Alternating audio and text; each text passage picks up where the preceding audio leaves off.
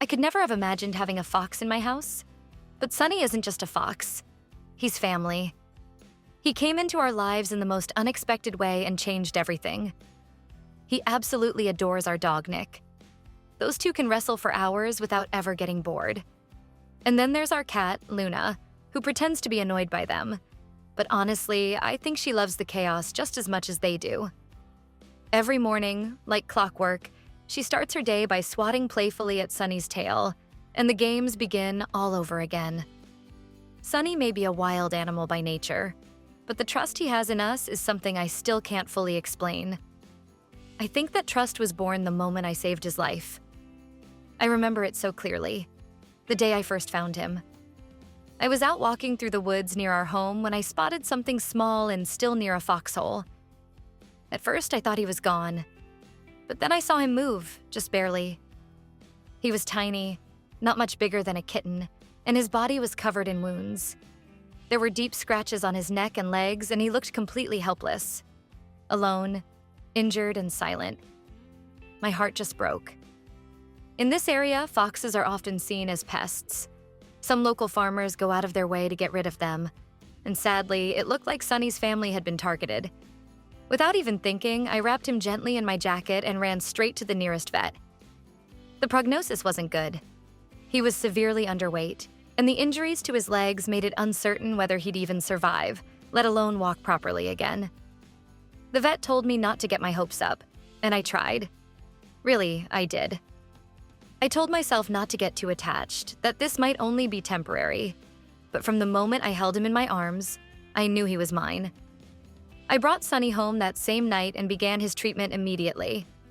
At the time, our house was already full of life. Nick was just a puppy, full of energy, and Luna ruled the house with her usual attitude. I wasn't sure how they'd react to a wild fox cub joining the mix, but to my surprise, they accepted him right away. Luna was curious but gentle, and Nick fell in love with Sunny from day one. The bond they share is something special.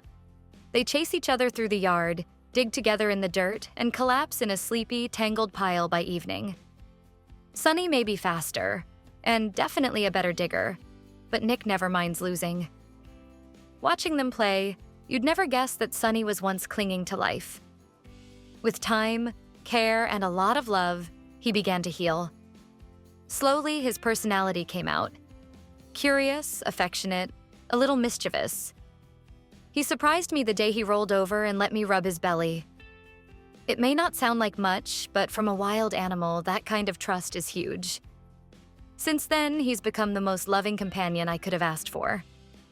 He follows me around the house, curls up at my feet, and nudges me with his nose when he wants attention. Every single day, I fall a little more in love with him. Unfortunately, despite all his progress, Sunny's legs never fully recovered. The vet confirmed that he'd never be able to survive in the wild. I struggled with that news at first. Part of me wanted him to live the life he was born into.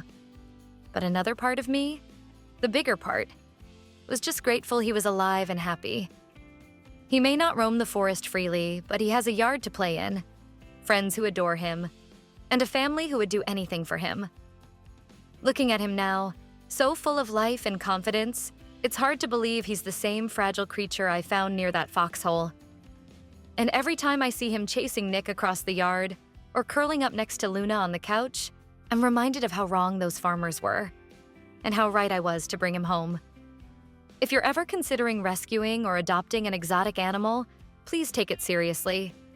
Do your research, speak to professionals, and make sure you can truly provide what they need to live their best life.